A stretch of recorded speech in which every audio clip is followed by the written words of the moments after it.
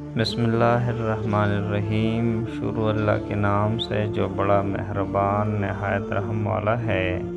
ناظرین السلام علیکم۔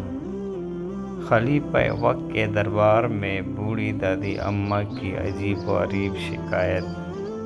کہتے ہیں ایک بوڑھی عورت نے دربار خلافت میں شکایت کی کہ میرے گھر میں کیڑے مکوڑے نہیں ہیں۔ خلیفہ نے اس کے گھر کا پتہ پوچھ کر رخصت کر دیا کہ تمہاری شکایت دور کر دی جائے گی۔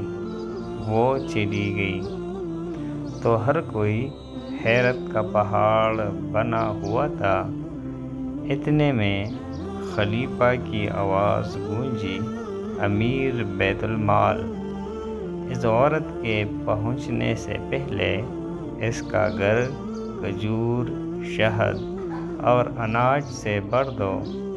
خیرت سے دیکھنے والی آنکھ کو سنو، جس گھر میں کھانے کو کچھ نہ ہو، اس گھر میں کیڑے مکوڑوں کا کیا کام؟